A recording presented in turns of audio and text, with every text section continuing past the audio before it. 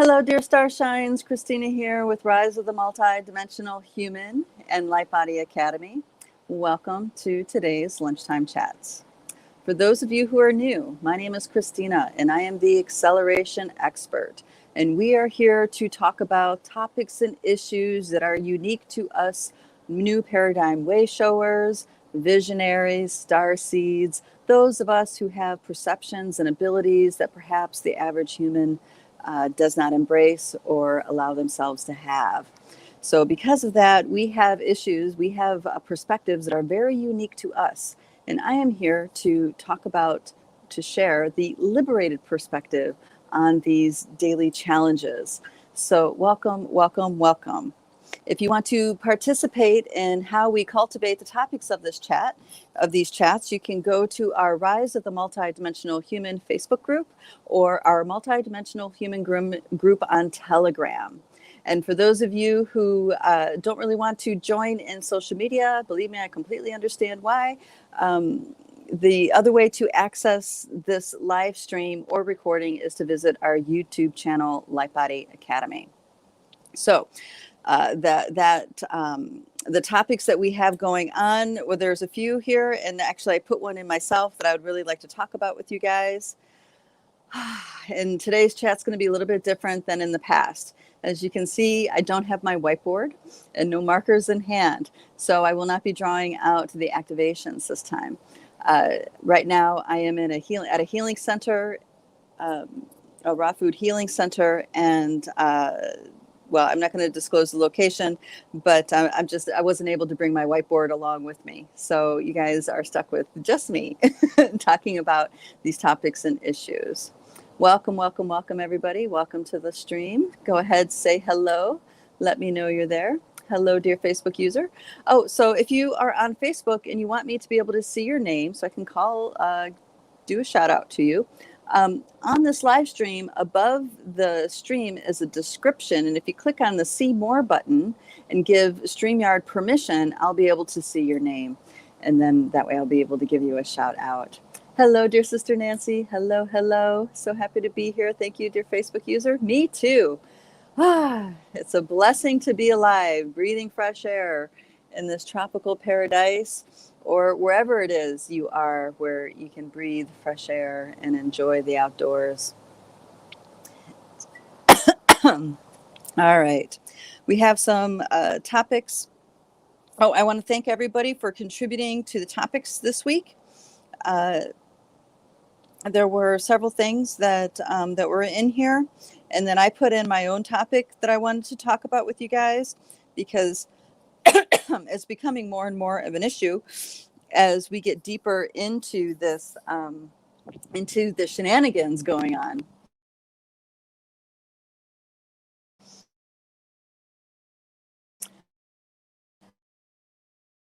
Hello. All right. So let me go ahead and dive in. All right. So dear Jillian asks, would love to know more about the process of loving, showing, escorting misguided forces to the light.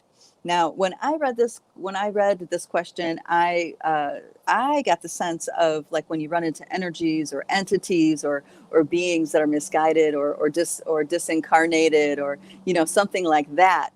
But dear Sister Feather in our group added to that question, and she says, "Same here. That's such a good subject because you have to be careful how you approach folks with different perspectives, oftentimes." And that's especially so now, right? So she took that as Jillian was asking about people. So I will talk both about spirits, energies, entities, and people, because those are both significant. And then the piece that I put in was I want to talk about the difference between acquiescence and acceptance. Okay, acquiescence and acceptance. There's a very big difference between those two things, and we need to get clear within ourselves. Is this true acceptance, that a place of acceptance that we're in, or are we acquiescing? Okay. Now there are times where acquiescing, you might find yourself in that position where you need to do that. But what I'm finding a lot of confusion is developing especially because these veils are thinning so much. A lot of inner confusion is developing because people are confusing acquiescence with acceptance. And they're definitely not the same thing. So I want to bring clarity to that to help you guys get clearer inside. It's so important that we stay clear inside right now, because the shenanigans, like I said a couple months ago, it's going to get batshit crazy. And I wasn't kidding about that. It's going to get really, really intense, because that's how it needs to get, right? So we are, the bar is getting raised more and more each day, and how we hold our integrity, how we hold our sovereignty, how we live, right? And engage in the world. So if we are lying to ourselves in any way, that's something that has a back door that will potentially let stuff in to further our confusion, to deepen our story that we're telling ourselves that actually isn't true. So that's why I put that in there. And then we have dear sister Edna was asking about trapped souls. So this kind of goes into that misguided a little bit, trapped souls. And she was thinking specifically about animals that have been hit, or animals, when you're driving down the road and you see a possum or a raccoon or a squirrel or a deer. I mean, so many of our four-legged critters don't often get hit on our roadways. And she was wondering, like, what can be done about those souls? Do they get stuck, or do they go? So I'm going to talk about that. And then dear sister Jillian dovetailed with another question, saying there's a lot of conjecture about the current Earth's moon, how the current Earth's moon came to be. Some say the Ampings constructed it. Others say the Anunnaki. Some say it's a hologram and an emotional programming device, etc., etc., etc. What is your understanding of it? And so I'm happy to talk about that, because I think I have maybe a little bit of a different spin in that understanding to offer. And then another dear sister Carol mentioned about hertz and what do the different hertz frequencies mean. And I'm actually going to not talk about that, because I don't know. I'm not an authority on that. You know what I mean? All I really understand is that the 432, given through extensive research, has been found to be a frequency that resonates with the heart field, the heart electromagnetic field. But there's also 528, and there's other frequencies like this, and some say that resonates with the third eye, the God element within us. I don't know what the research is about that. I do know that the 432, when I hear music at that frequency, it feels so much better than when I'm listening to something on the radio. So that's really all I can really offer about that particular topic. I can share with you some links that have been shared with me, where people have playlists of frequency music that is geared towards healing specific ailments. So there's frequency in music for helping you cope with chronic pain, for oh, how cool. There's a lizard in front of me. He's black, and as he breathes, this great big red comes out of his neck. Very cool. Anyway, and then there's chronic pain, depression, anxiety. There's different tracks for each of those kinds of ailments, and they narrow it down to back pain, to knee pain, headaches, stuff like this. So I'll be happy to share that in both the groups, in the Rise of the Multidimensional Human group and in the Multidimensional Human group, if I can. It's a Spotify playlist. Well, there's some other links too, but the most recent one that was shared with me is a Spotify playlist, and I don't know Spotify very well, so hopefully that'll just translate and I'll be able to post the link. All right. So welcome, everybody. Welcome.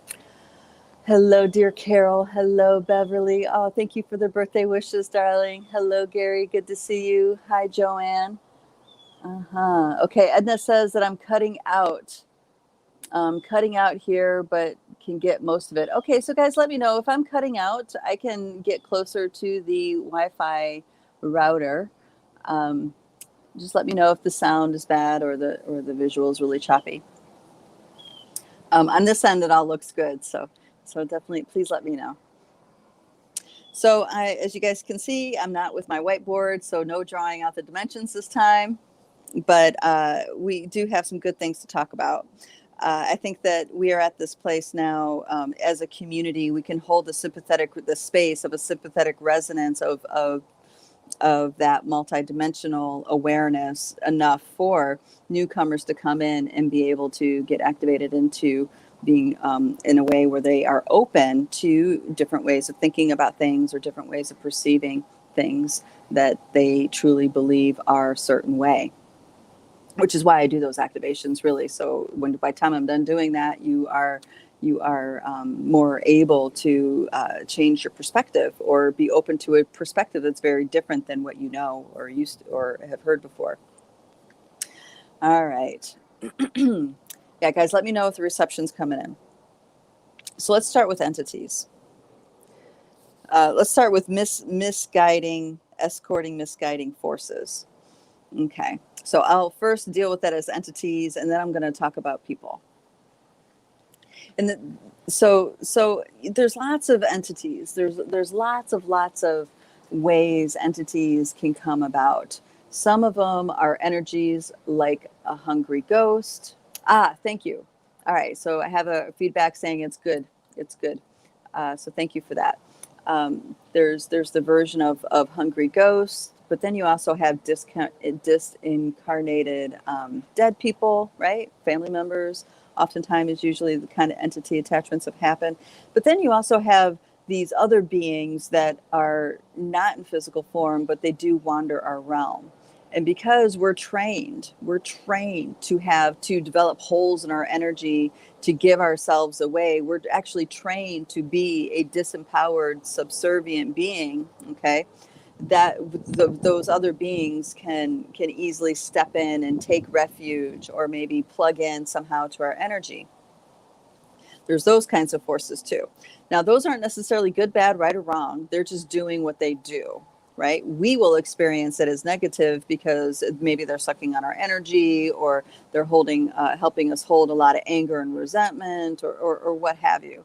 So we might experience our relationship to them might be in the negative flavor, but in their core or, in their nature, they're not necessarily good, bad, right, or wrong. They're just parasitic. Right? They're parasites. That's what they are. And those can look like, the centipede looking things or the, those sucker things that people see. You might see bugs. They might appear as bugs or leeches or octopi or, octopi looking type energies. And they look kind of scary, but really they're just doing what they do. They're there because they're getting what they need to live. They're getting something, they're not there because they want to make you suffer, right? That's not necessarily in their consciousness. They're just doing what they do.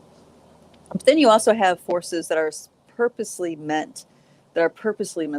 They're purposely in the inertia of falsehood, of lies, and have the intention of creating confusion, have the intention of discombobulation, stuff like this, right? So in general, and this is why I talk about sovereignty all the time, the more sovereignty you hold within your being, right, the less susceptible you are to these sorts of things, okay, especially those parasitic kind of things I'm talking about. When you do not acquiesce in such a way where you weaken your own energy field, weaken your own being, okay, then these things don't come in because they're not resonating with you, right? They can't come in because they don't, it's not a frequency match.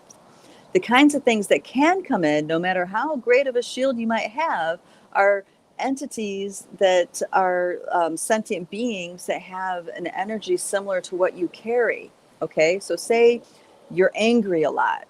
Okay, so that means any disincarnated family member that also shares your anger can come right into your field, and your shielding and all that stuff is not going to recognize it as foreign because it's a frequency match, you see? So the kinds of energies how we choose to be inside of ourselves is absolutely, it has a huge impact on how susceptible we are not to these other things. Hungry ghosts is another great example. Those hungry ghosts follow all different kinds of addictions, not just substances. It can be a sexual addiction. It could be an emotional labor kind of addiction. Like I have well, I used to have them in my lives that were addicted to guilt, you know? Okay. Oh, am I cutting out again? Okay, I'm sorry about that. It seems like 5 by 5 in my side. If I'm cutting out for other people, I can try a different location. Okay, so the hungry ghost can be in a lot of different flavors, and they could be entities, disincarnated souls that had an addiction and came in, or they could be some of these other beings, parasitic beings that I'm talking about, that share the addiction for heroin, even though, or whatever the addiction is, even though they themselves do not take it. The thing about hungry ghosts is that they're never truly satiated. They're never truly so satiated. So this is why they're so detrimental. So their hunger gets transferred into us, and we feel it like our hunger, right? It's like the thoughts and feelings of these hungry ghosts become ours. Okay. So so there's that kind of thing. So when it comes to letting them go, those parasitic ones, you just have to get inside yourself and find out where you're letting them in, right? And decide to let them go. Figure out why you're holding on. And it takes a lot of honest self-reflection. A lot of holding on happens because there's emotional energies that we won't let go of, such as, some blame that we have, some anger or resentment that we have. Those kinds of things will actually, when you have an energy latched onto it, when we hold on to that kind of energy, say, you have a family member you have a problem with and you can't seem to come to peace with it, they'll latch onto that kind of energy and they will stay there because you holding on to that emotion is synonymous with you holding on to that energy of that being, okay? Whether it be an entity or a parasite or what have you. So there's that kind of thing. This is why how we be is so important. And this is why lip service means nothing. Lip service is just bullshit spewing out of the mouth, right? I hear people say, oh, I forgive them, blah, blah, blah, blah. That's actual total bullshit. What's really happening is that they're telling themselves that they're going to forgive them. They're saying the words, but what's happening in here is telling a very different story. And this is where a lot of people get trapped. They think because they think they are who they think they are. They think because they say they forgive them that that's actually the truth, because they really don't want to hold on to anger, right? So they don't want to hold on to anger. Therefore, they say, okay, yeah, I forgive them. Peace be with them. But they're not paying attention to what's happening here. See, these incidences that happen throughout our lives, they're meant to get us in touch with how we feel deep inside that we haven't been able to allow ourselves to feel, right? So when these situations happen and you truly don't get to know your reaction, your anger or your sadness or whatever the pain is, whatever the emotional pain is, if you don't ever truly get to know it, okay, then it's just going to happen again and again and again. And it's not because the universe is against you. It is your soul trying to wake you up and have the feeling, okay? And once you have the feeling all the way, then you're not going to be you're not going to be attracting those situations anymore. So when you say that you forgive them, you truly can be at peace with them. You truly feel peace inside, and you can connect with them being a being of light within a body. You can actually feel affection and love for them, even though they're still the same and they're still doing the same behaviors that hurt you way back, whatever the situation was. Okay. So it's forcing us to be honest with ourselves. That's what's happening. When these entity engagements happen, it's forcing us to be honest with ourselves. Okay. Yeah. Yeah. Mine's not paused. Mine's still going. If it is paused, guys, let me know. Oh, I guess if it is paused, you can't let me know. Okay. So let's transfer this over to people. Okay, so there's people or forces. There's a lot there's a lot. There's masking, not masking. There's COVID. There's not COVID. There's vaccine. There's not vaccine. There's it's a personal choice. It's not a personal choice, right? There's all these things, and you come face to face with that. How do you deal with it, right? How do you deal with it? This is really important, because what's happening is that people are just, all right, if you want to keep the peace, people just avoid the topic if they can. Okay. Thank you, Nancy. Thank you. Thank you. Yeah. Dear Facebook user, with the going in and out, I don't know if you're the same one that said it cut out earlier. I'm getting reports that it's all good. It could be the connection. I'm trying not to, and when I do these chats from now on, I'm trying not to say the censored words that make our broadcast get interrupted. So anyway, so how do you deal with that, right? Some people deal with it by just not talking about it, just not broaching the topic, right? And avoidance can work, but if it's someone in your close space, okay, this is where we need to decide, are we willing to invest the energy, invest ourselves in having a honest communication with them about it, okay? You have to decide, is it worth your energy? Because you can have so you can have the statements, you can have your opinion and share it, but the thing is, things are so volatile right now. If you're going to share it, you need to be prepared to hold the space if there's a volatile response. Okay. Now, just because someone has a volatile response, it's not about you, it's about them, right? So if we can hold a space that's solid and steady within ourselves, and where we don't lose sight that they are an infinite being in a light body, while they're having their volatile response that's different than yours, then you're actually doing them a great service, right? You're actually allowing them to have a different opinion than another without it turning into a backlash, get back kind of situation, right? But you have to decide if you have the energy for that, if you want to invest that kind of thing. So here it's very interesting. This is an international population here, and some people are very into the narrative, and some people are awoke to it and are not into the narrative. And we are all here in the spiritual raw food healing center, right? So we are forced to be together and work it out. If we're gonna let our opinions be known, we have to be prepared to work it out with our neighbor. This is actually how true tribalship works. It's that you don't have to be homogenized, but you do have to work out your differences so you can still love thy neighbor, respect thy neighbor. And what's happened is that things have come so volatile, people don't want to respect people that are different than them. They don't want to respect people that they feel are endangering them and or their loved ones. Okay. So this for an example, the whole idea that the inoculation is a personal choice. Well, it used to be a personal choice, but now it's becoming something else because of the shenanigans going on, right? So here, it's really interesting. Nobody really knows what's going on necessarily as far as staff and stuff like this. And there's some people that believe everybody who's not wearing a mask must be vaccinated, right? And other people are believing those people, other people might be in the position of, I'm wearing a mask because I want to work here, or I'm wearing a mask because I want to protect the people around me. I want to protect myself, because of whatever.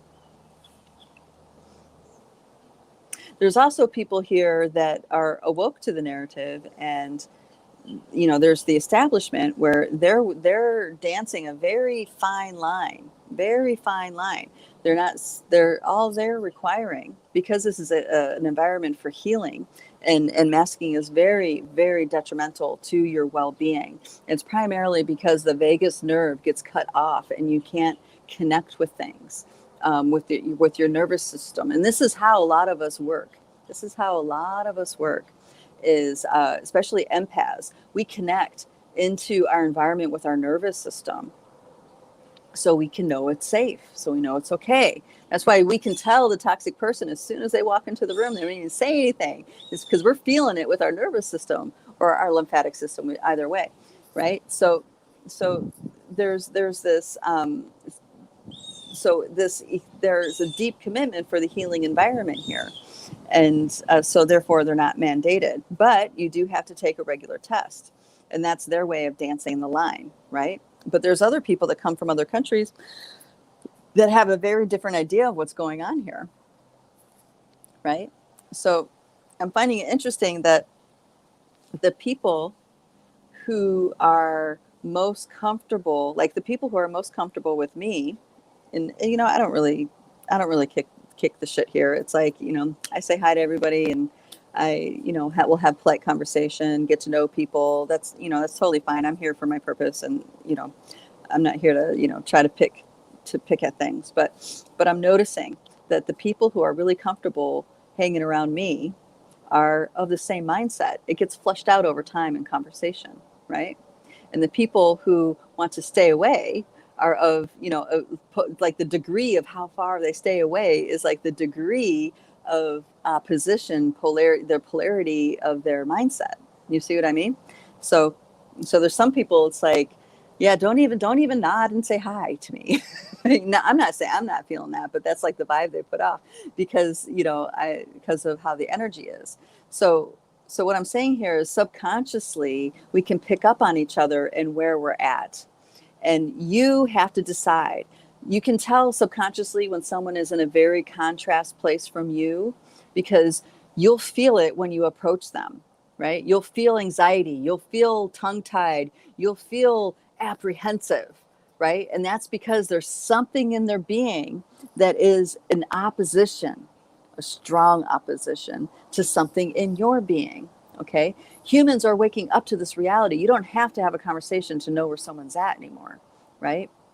Well, us empaths, we've always been like that, but you know, the rest of humanity is waking up to that. So when you cannot make yourself wrong in what you're sensing, you'll naturally avoid the pitfalls. You'll avoid those conversations. You'll avoid those forces. Right. The thing is that, you know, what to do if you can avoid it, or what to do when it presents and you have to deal with it. And this is where you decide if you have the energy. Do you have the energy to hold the space? Are you properly resourced? Are you in a place within yourself to be able to hold that space? Okay. So you're not drawn into the polarity dance, but instead you're holding a solid, integral space for the interaction. Okay. Now that takes skill. It takes commitment above everything else. It takes a total commitment to hold that kind of space, right? So if you're not properly resourced, then you can bow out of the conversation or invite them to discuss it with you at another time. Or you could do the polarity dance. You know, why not? You're there, it's happening, there's nothing you could do about it, or it feels like there's nothing you could do about it. You could do the polarity dance, right? But then you have to deal with how you feel afterwards. And the thing that happens is when people are really strongly attached to a particular narrative or polarity, they're actually throwing energetic, emotional, and mental daggers, you know? So holding that kind of space takes a lot of energy, because you gotta be able to dodge the daggers. And you also need to be aware if you are starting to dagger yourself with your thoughts. Because if you have a thought like, wow, that person's a sheep, right? You have that kind of thought, dude, that could be a dagger. That could be, I'm telling you, the veils are so thin, that could be a dagger, and get a reaction out of them, even if you don't say it out loud, because that's not holding space. Holding space is with not just with your thoughts, but with your emotions, with your being. You hold space with your entire being. So the shenanigans and these misguided forces are challenging us to be properly resourced. Okay, it's challenging us to be fully resourced as much as we need to be to stand in our truth. And we are getting called out on the carpet in the ways that we don't allow ourselves to be properly resourced, right? So in a way, it's great training for us, because we can recognize how we haven't been showing up for ourselves because we're not particularly resourced in a situation, you see? So it can really help us when we're honest with ourselves to see where we can improve proper resourcing, so we can have a stronger field, stronger sense of center emotionally and mentally and stuff like this. So something that I'm super turned on about lately is, in particular, is not just living food, but sprouting food. I was at a lecture earlier today, and there was one sentence that she said that was just, it totally hit me so hard. I was like, heck yes. And I have to do a little preparation for it before it'll make sense to you guys. So before, when I was younger, I used to help cook for these macro meals. Macrobiotics is a healing diet. It was known as the cancer diet in the 80s, right? So I worked with a macrobiotic chef, and I helped prepare these meals for these dinner parties that would happen once a week. And we did anywhere between 10, 20, 30 courses, depending on the size of the crowd, of macrobiotic food. Now, this is a healing diet.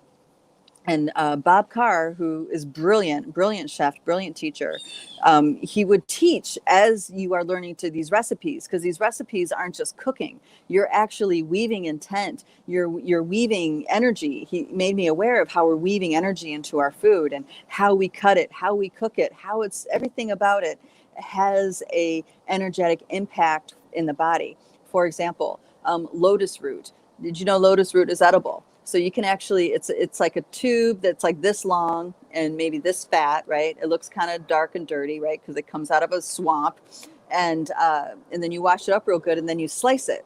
And when you slice it, the inside of the lotus root looks like the lungs. It looks exactly like how the lungs are. So one of the things we would prepare is boiled lotus root with this special schmear on it. And he said lotus root is excellent for healing the lungs, because look at it. It's a beautiful, healthy lung. It's a model of that energy.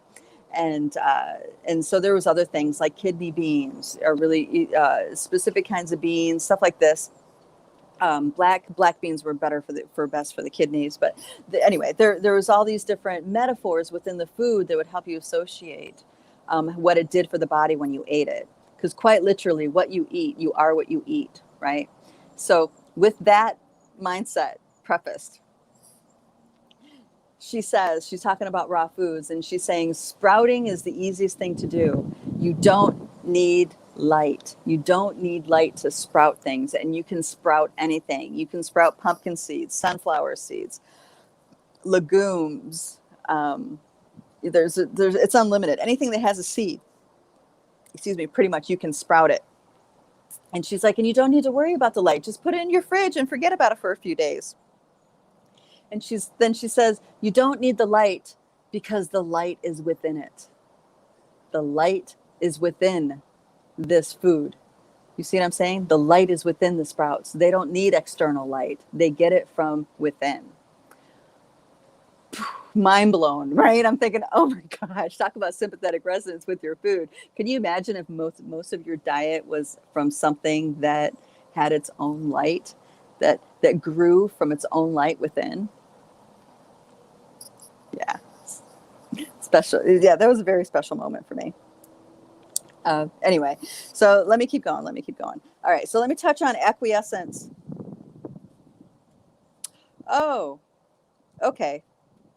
So let me go inside, because I actually just got a text from my partner here that told me that it's cutting out for him too. So I'm gonna go inside. You guys get to see this little place that I'm staying in.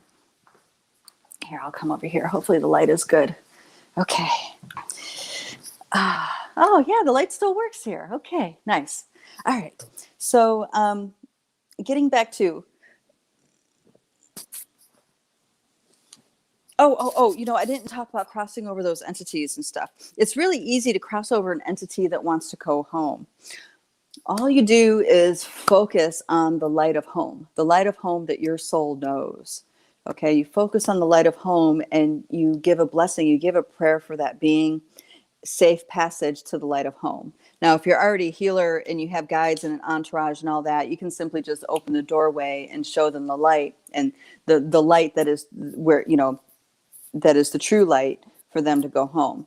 Other beings want to go back to their dimensions that they came from. So again, if you're a healer, you can just open the doorway to that other dimension, or you can, with the intent, get in touch with that dimension within you, because you're an infinite being, right? And open that doorway yourself by focusing on that interdimensional doorway that your body has. So these days, a lot of beings are trying to leave. So it's very, very easy to cross over spirits. When you have things holding on, then there's a process. There's a letting go process you need to walk them through to help them come to peace and stuff like this. Okay. So, okay, I'll go ahead and tie the thing with the animals. So when you have roadkill and stuff like that, where it happened really suddenly and the soul is still attached to the body, and that happens a lot. Some die real slowly, and the soul has the energy consciousness of the being, has time to detach, that kind of thing. Ultimately, they do make it back eventually. It's a matter, like, is it a direct route, or do they, meander or hang out for a while before they get there? It's outside time and space anyway, because you only experience time and space when you're in a body, when you have a biosuit. Without a biosuit, there's no time and space.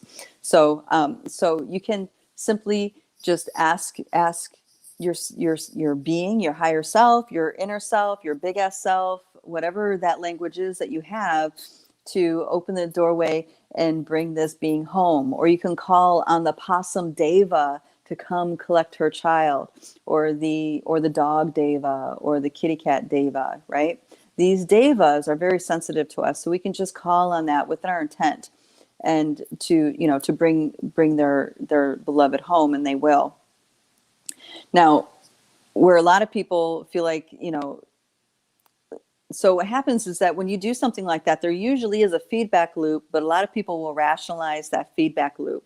They'll rationalize it as I don't really think that it was so, or it's a coincidence, or something like this. But quite literally, if you help a being out crossing over, there is a feedback loop. And usually the feedback loop is of gratitude. Thank you. Thank you for seeing. Thank you for helping. Okay. So that can be a confirmation that it worked for you. Sometimes they'll come to you in your dreams, which is another reason why to cultivate a good relationship with your dreams, so you can remember them, right? So the easiest way for these beings to come in contact with you, if you walk through the world with particular blinders, thinking that reality is what you think it is, and you are who you think you are, a lot of humanity has, all of humanity has somewhere on the spectrum of that, right? The dreams is the only way they have to directly have a communication with you. So if you cultivate yourself in a way where you can have a dream recall, that's really valuable, really, really valuable. Even if you're, if you don't necessarily like what's going on in your dreams and you wish you didn't remember, it's important to stay connected and not be in denial or create an aversion of what your inner being is going through. Because if we have an aversion to what our inner being is going through, then that's an aversion to ourself. That's a part of ourself that stays fragmented. Okay. All right. So thank you, darling, for texting me and letting me know that. All right. Let me get back to. All right. I kind of feel like I'm going all over the place here. All right. Let's check in how you guys are. Okay. I have a few comments here. Mm-hmm. Yeah, Carol is saying it's beyond intense. Oh yeah. Oh yeah. Oh yeah, I got to talk about the moon. Oh yeah, cool. All right, so Lavana says, yes, many shadow or light energies bumping into me, partner 2 at home and at work, passengers on my friends all over, mostly feel innocent or accidental. I've had to move them often.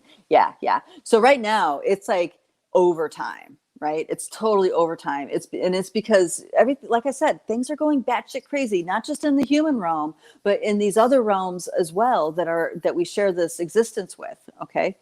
It's everywhere. It's not just for the physical, for the people who have biosuits. All right, dear sister Georgette. Georgette, good to see you, sweetie. She says, I found an energetic tick and found that if I sang in their frequency, they would remove themselves. Brilliant. Thank you for that. Oh, thank you for that. Yes, guys, what a brilliant idea. That comes from dear sister Georgette. Yeah, so frequency is really potent right now. So when frequency healing. I'm also experimenting with frequencies and parasites, like physical parasites and stuff like that. And I'm finding that there is a way to expel things with frequency. So, and of course, the energy workers, we know this, but I'm talking about when things are really in the physical and are anchored in, and maybe we can't get to the emotion that's connected to it, or we can't get to the piece that's anchoring it into our body. That frequency is maybe call it a bypass. Is a little bit a way to bypass having to take responsibility for that emotional mental piece that you can't get to because it's so deeply buried in the subconscious. All right. Dear Sister Edna says, yep, gotcha. Thank you for that. Okay, thank you. All right. Ho'oponopono versus homogenization. Mm-hmm. Oh, thank you, Facebook user. All right. So let me get to the acquiescence. I'll talk about the moon, but let me talk about acquiescence versus acceptance. Okay. And the reason, so I want you guys to split this hair within you because it's causing inner turmoil from what I'm seeing. And that is because people are confusing the two, which means they're confused inside. And these days, things are so intense. Just a little bit of confusion can throw us off kilter. And we don't even notice how off kilter we are until we're really, really, really, really bent, right?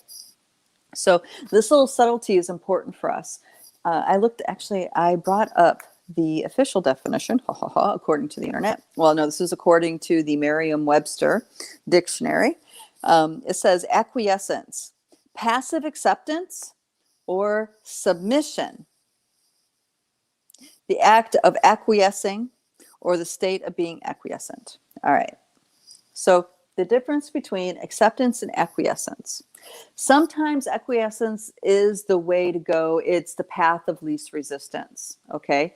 When acquiescence is the path of least resistance, sometimes that could be the way that you need to go, right? In a particular situation with people. But there are times when we are calling something acceptance when it's really acquiescence. And, depending on how strongly we're resourced and how much energy we have, I feel like that's really the deciding factor if we're going to acquiesce or not. People's will is just getting worn down, and then they're resourcing themselves, even, the resources that they have for keeping themselves strong and vibrant are dwindling. So, that's, it's a really good strategy that they have going on. But acceptance is so different because it doesn't drain your energy. And acceptance does not take a lot of energy other than your own commitment to dive inside of yourself and resolve your part of it. Okay. So what keeps us from accepting things, accepting people, accepting situations, is because it's hitting a wound inside of us that has emotional pain. Maybe there's pent up anger, pent up rage, pent up blame, shame, guilt, all those things, right? So and it's easier to point our finger outwards, right? It's easier to just submit and just, clam up and move on than to actually look at what's going on inside. What inside of us is in the way of our love? What inside of us is in the way of our true radiance from us expressing who we truly are in that moment? Okay. So when we are in our essence and we're who we truly are in that moment, it is so easy to accept people for how they are or situations how they are. It does not diminish our love. It does not diminish our perceptions. We do not weaken. If anything, we become more vibrant because we speak the truth, right? When we choose not to speak the truth, or we choose to acquiesce or clam up or anything like that, depending on the relationship we have with that action, that's going to diminish our energy. Now, when you acquiesce because it's a choice, a mindful choice, that's one thing. But if we just acquiesce because it's so much easier than dealing with it, and that is the pattern of your life, then that's a problem. You see what I mean? So it's like this. You have to decide where you are. Everybody's environment is very, very different. Like where I'm at is very different than the folks over in New York or the folks in a city or something like this. So you have to decide what is appropriate for where you are, right? You have other humans in your community. You have a tribe that you're surrounded by. Okay. And you need to decide where you're going to be in relationship to this tribe. I think many of us are coming to terms with the idea of potentially staying an outcast, maybe, or maybe some of us are taking up that warrior energy. Maybe some of us are taking up the, try to stay the middle road, right? So it all depends on what's right for you, what your truth is. What's important is that you don't dim your truth and tell yourself it's acceptance, right? That's what's important. Don't dim your truth and tell yourself that's acceptance, because that's not the truth. When you know it's acceptance, when your love is just as strong and radiant as if it was any other situation, right? When your love stays strong and radiant, no matter the situation, you know you're in acceptance. You see what I mean? It could be accepting who you are in relationship to them, whoever them is. It could be accepting them and where they are in their process. This planet is going through a massive transformation. Humanity is being forced to wake up that they have been living a lie. I mean, and you guys know this lie goes so deep. The lies that humanity has been living go so deep. So it has to get really intense to make people wake up. It has to get that intense. It just has to. So we need to accept that. Can we stay in our truth and our love and our radiance with the acceptance that things have to get this intense for our fellow brothers and sisters, infinite beings in biosuits, to wake up to themselves? Can we accept that? Okay. A lot of us that are stuck in the polarity game, a lot of us are angry about it. A lot of us have so much pent up energy and don't know what to do with it. And my invitation to you guys is forgive creation that this has to be this way. Forgive Pachamama that it has to be this way. Forgive your collective fellow humans that it has to be this way. Now, I don't mean tell yourself to forgive and don't really. I'm talking about dig deep inside of yourself so you can find the place within you that is willing to not compromise the truth of who you are because of this incident, right? Because of this situation. We're trained to compromise ourselves. And this is the path of sovereignty, learning how to stay in your truth while you're walking through hell. How do you stay in your center, in your being, while you're walking through this intensity? Right? Our feet are to the flames as well, not just the folks that are getting manipulated.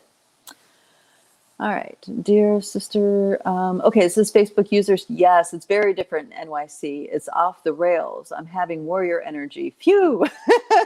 Right. Good that you have that energy. Just remember, keep yourself resourced. Resource. What do we need to be resourced? We need our tribe. We need our people. We need emotional support. We need mental support. We need intellectual stimulation. We need to keep ourselves strong inside so we can stay that warrior. So just know that's so important. If we keep staying in this isolated state, not connecting with others or feeling really alone, that's where we're starting to get drained. We're starting to diminish, right? That's how it feels. So good. So good that there's warriors out there. Thank you, dear Facebook user, for being here.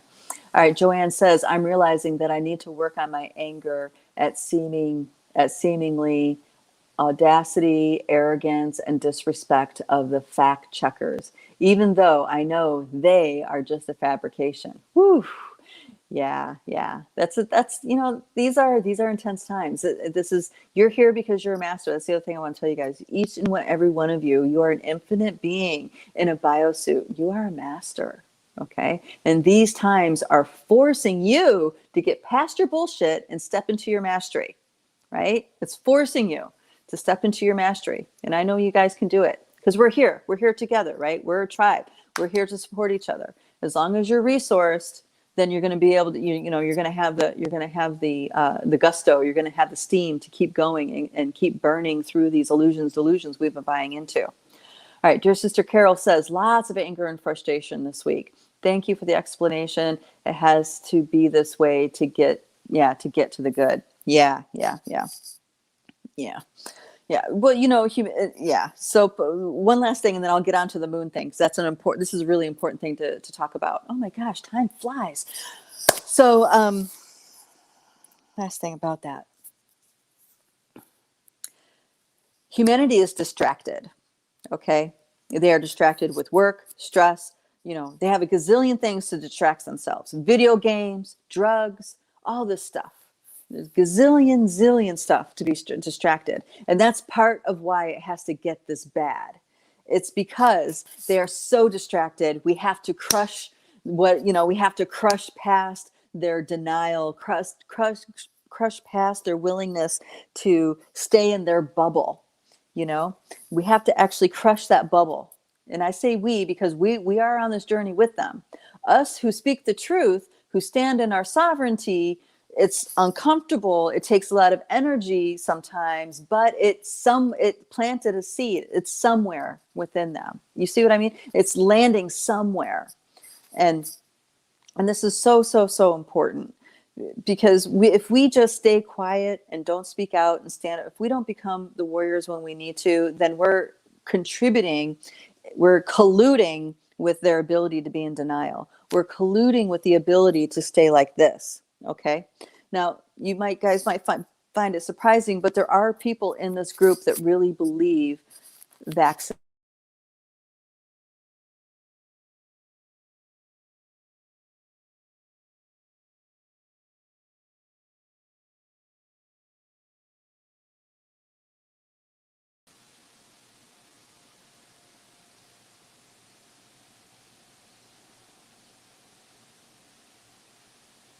Are we back? Okay, we're back. Woo! I don't know what happened there. I think this happened last time, didn't it? But there's really people that truly believe parts of this narrative. They really believe in the mandating. They really believe in this whole thing. Okay. Now you can say how can that possibly be, right? It's because they're being challenged to step into their mastery, and they haven't done it yet. Instead, they're philosophizing, they're rationalizing, right? They're doing all those things that they've done their entire lives to contribute to their own blinders. That's why. I still love you. I still think you can wake up. Even if you don't wake up, that's still fine. I can still love you, right? Because there's some part of you, right, that has that desire to help humanity. There's some part of you that keeps you here in this kind of resonance. There's some part of you that wants to be here and be in this kind of field, right? So I'm not gonna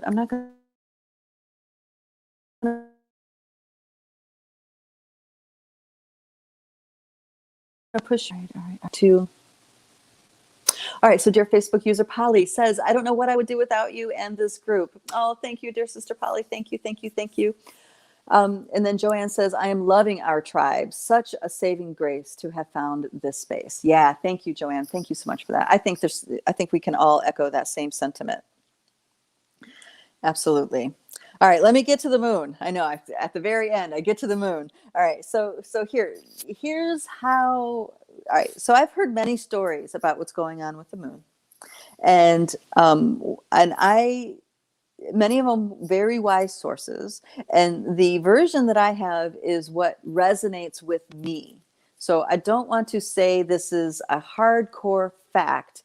It's more of, I've heard many stories from indigenous sources, from channeled sources. I've heard, and from my own entourage of interdimensional beings. I've heard many versions of the stories, and this is what resonates with me.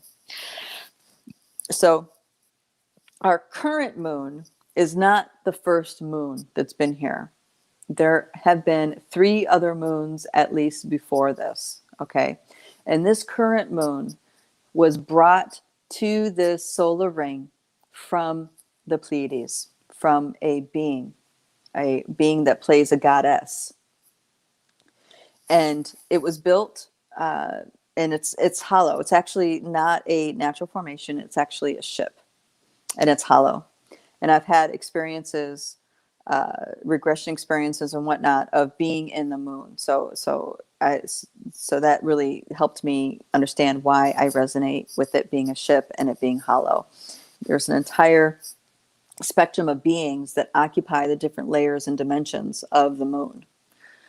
So there's that kind of thing. The moon was never, none of the moons were natural objects. The first moon was built by ant people, as far as the residents for me, but they were enslaved ant people. So it wasn't like the ant people brought the moon to hinder our consciousness. It was this ant people were enslaved throughout the universes, and because they're master builders, and they built the first moon. And that first moon that came in was one to hijack consciousness. Okay. Now the moon that we have now was also to manage consciousness, but in a different way. Okay. Now, before this moon came in, we were awake to ourselves more than we are now. And because of the fall of consciousness, we had to have the moon come and hold in its resonance as it rotates around, to hold that. We had to have that ship come and hold our subconscious, a resonance for our subconscious to reside. Okay. This is why the moon is associated with our subconscious mind. This is why when the moon is full, the Lord tells us now we have more illumination, more access of illumination to our subconscious. Okay. And when the new moon is here and you cannot see the moon, then it's a total blank slate within our subconscious. So those things ring true for me. But what's happening, and several people have seen this and reported this to me and sent me pictures and videos, that there is another ship that's like a moon that is appearing alongside our moon that we can see with our naked eye, and you only can see it during a full moon when the moon's lit really bright. Okay, which is an indicator to me that there is another force coming to shift our moon, which means to shift a pattern energy, resonant energy in our subconscious. Okay. So good, bad, right, or wrong doesn't matter. It's more about what you do with the relationship that you have. So yes, the moon was here. The original moon was to hijack consciousness. Yes, there's programming and all that involved, but that actually isn't the important thing. The important thing is that you can wake up to that reality and be empowered by it, versus waking up to that reality and have it further you down the disempowerment spiral. See, once you understand that the moon holds programming and subconscious programming and constructs, right, that are limiting to us, but once you wake up to that, you're empowered now because you can navigate. You can navigate that. Now you can use that knowledge to your benefit, to unplug your subconscious from those programs, to unplug, the part of you that is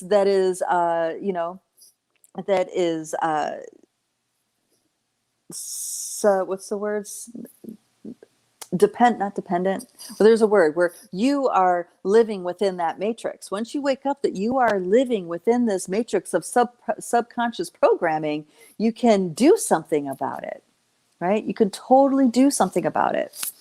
Now, our sovereignty is the big lesson here. This is why all this shit's going down, is because we got to wake up to our sovereignty. We got to wake up to it, and we got to wake up to it fast, because once those final veils lift, we are absolutely 100% responsible for ourselves, for our emotions, for our thoughts, for what we create. We are 100% responsible. We cannot claim ignorance anymore, because those control systems, that subconscious programming, all that stuff will not be in place. We will not have that to blame. We will only have us holding on to these things because it's better to stick with the demons you know than the ones you don't, right? So this is so important for us to recognize. Everything we can use to our advantage once we know it's there. The main power that it has is because we don't know it's there. Once we wake up to it, all right, it might be a little shake for a second, like, whoa, that's a paradigm shift I wasn't really quite ready for. Okay, I'm going to take a second to deal with that, deal with my emotions with that. And then you can come back. Okay, I'm ready. How can I make this work for me? How can I bring this into a relationship that deepens my empowerment, deepens my sovereignty? Okay. Dear Facebook user says, what about the ebbs and flows of the water by the moon? Yes. So, right. So the moon influences the waters of this planet, and actually not just the waters of this planet, but the waters of our body. Okay, our biosuit. And this is why one of the many practices that we employ here at Lightbody Academy is to reclaim your waters. Reclaim your waters. Don't let your waters get influenced by these outside random forces. No. They're water with this, your sacred water. Breathe gratitude, love, forgiveness, kindness. You take charge and program your water. If you aren't programming your water, something on the outside is. You see what I mean? This is sovereignty. You program your water. And we have the ability to do this with everything around us. So just like with the weather machine, people are freaking out about the weather manipulation. Yes, the weather manipulation is out there because no one is claiming, no group of humans is claiming sovereignty over that. As soon as you get a group of humans together to focus their thoughts and feelings, we can reclaim the weather like that. There's no technology that can stop it. But we need a collective to do that. We need a group. We need a whole group of people to focus together on one thought, one intent to reclaim our weather, and it'll happen in an instant, right? So these technologies that a lot of us are afraid of, we're afraid of it because we haven't claimed ownership of it ourselves. We feel like something has domain over us that we don't have domain over. And the only reason why it has domain over you is because you haven't claimed it yet. That's why you haven't claimed it yet. Okay? So just like with the electromagnetic manipulation and the vax things I was talking about, you can reset that. Now that you know that it exists, you can reset it. You see what I mean? So knowledge is power. And yeah, part of you might throw a little temper tantrum because it shook something up in your reality that you didn't know was so, right? But get over it and then step up and figure out how to turn that into something that empowers you. Hopefully this is what I'm making sense. Am I talking backwards? Hopefully this is making sense. So the moon, yes, it's a shift. Yes, there's things there that are definitely not for the benefit of humanity or are not necessarily with the agenda of the liberation of humanity. Now that you know that, you can shift your relationship to that, right? You can reclaim your subconscious. Everybody in the academy, that's what we're doing. We're reclaiming that which is in our subconscious. We are going after those things in our subconscious that are in our face, that are causing problems, that are causing us to hold on to things, that are causing us to stay in a state of suffering.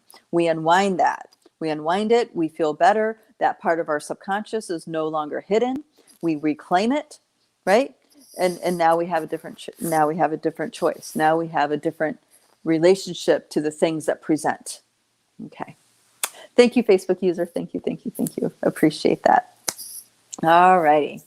Okay. Gosh, that hour goes by so fast. Well, thank you, everybody, for joining the conversation and participating and bringing your questions. I really appreciate that. I really love that we can talk about these pieces, on this level. There's so much for us to flush out, and there's so much benefit that we have in being able to share in these ways. If you want to support us, I want to invite you. You can be sure to in our YouTube channel. Be sure to like and subscribe. Share our channel if you know other people that can resonate with this message. If you want to donate, you're free to donate to our cause. There's a donation button on our website, lightbodyacademy.com. And then if you really want to join the conversation but loathe Facebook, which I don't blame you, you can join us through Telegram. It's the multidimensional group on Telegram. And then we'll go through that, and I often include all those in the questions as well. Let's see if there's anything else I need to mention. Okay. Oh, yes, there is one more thing. I'm so excited. The quantum reality shift is here. Okay, so this is a new program that we have with Lightbody, and it's something that I've made to where people who work can attend, and people who have really busy lives can attend, and it's also at an affordable price point for you guys, an exchange rate. So I want you guys, if what I'm talking about and the work that we're doing really resonates with you, and you maybe have some limited resources, whatever, I encourage you to check out the Quantum Reality Shift at lightbodyacademy.com. This is, and also it's also going to be in our email, and that is now officially open for registration.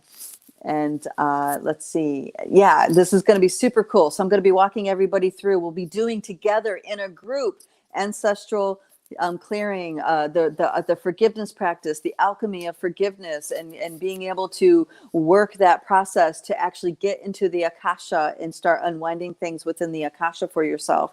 We'll be going into different activation processes, and then you'll have opportunities to join different dream groups and stuff like this. So I encourage you guys to check that out if what I've been talking about here in the chats and what I'm doing is resonating with you. Okay, thank you. And I'm also going to I'll post the link in the comments of this broadcast as well, so you guys can have it. Because now that I'm thinking about it, I think I have to give you the link. You just can't read it on the site because it's invitation only. So you guys here in this chat, in the Rise group, in the Telegram group, and on YouTube, you guys are the ones who are getting invited. Okay, and of course, if you get our emails, you already got the invitation to join. So there you have it.